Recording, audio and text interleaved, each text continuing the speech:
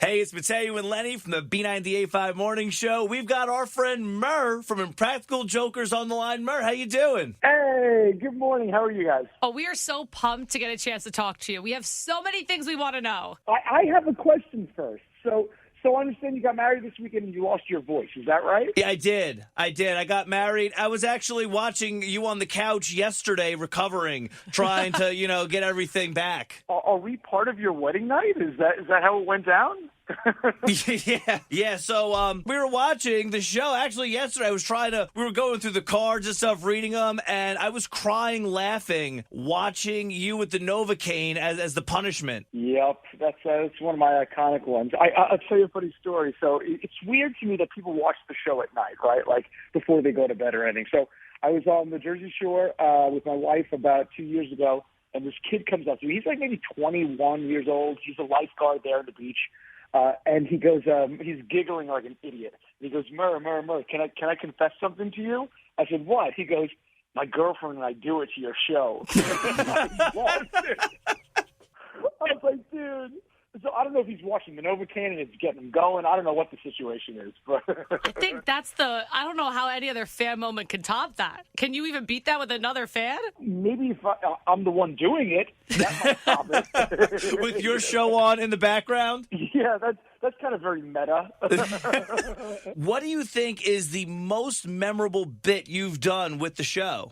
There was an episode where I lost, and they convinced me that I had to compete in the bodybuilding competition. Right, so they stripped me down. Love this one. They put me one. like an American flag Speedo. They greased me up and spray tanned me, but they spray tanned every part of me except my head. So my body looks like I'm photoshopped, right?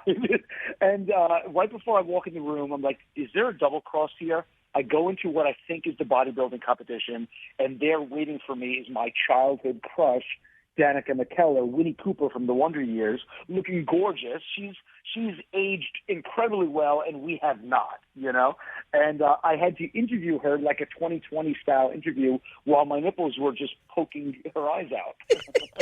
That was a great description. I pictured all of that.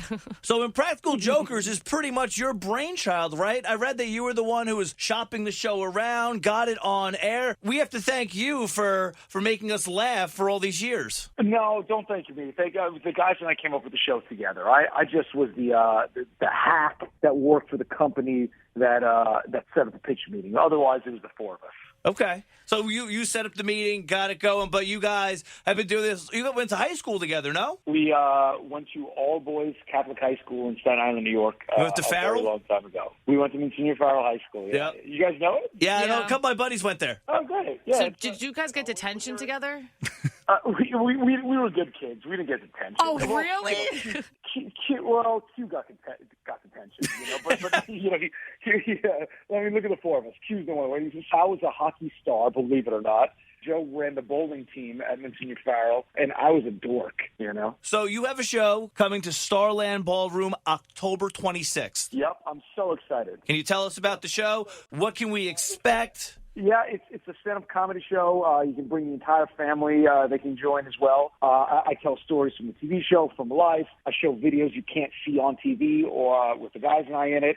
I show our text between the guys and I to the audience. And then the best part of my Murr Live show, by the way, you can get tickets at murrlive.com. The best part of the show is at the end of the show, I choose someone, I put an earpiece in their ear, I will send them out into the streets of New Jersey, and we watch in the club as they've got to do and say what I tell them to live. Oh, my God. So the TV show happened live. They become an honorary Joker? Yeah, once we bail them out of jail, yes, they are honorary jokers. Yeah. Okay, wait, can we go back to this jail thing? Because it got me thinking. The cops must have been called on you guys multiple times. Like, how do you handle that? I tell you how. So, perfect example, this season we had Post Malone on the show, right? He's a mega fan of the show. We've heard about it for years. He comes to set, he films The Punishment with Q, right? And in The Punishment, they're working as parking garage attendees. The Post and the guys and I got to do whatever we wanted to the person's car when they came to pick it up, and the car would get lowered down the elevator, and Q had to deal with the consequences when people came to pick up their car. So one time, Post, we filled the entire car with smoke, right? As if Post was smoking weed in the car for like hours before he sent the car down, right?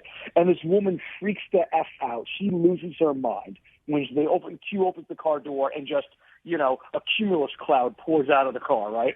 And she freaks out. She calls the cops on Post and Q. They arrive. They calm her down. They take her outside. They immediately recognize Q and Post, right? They come back in. We're like, oh, shoot, we're going to get busted, right? And the cops are like, guys, listen, we're huge fans of the show. Can we take photos with you?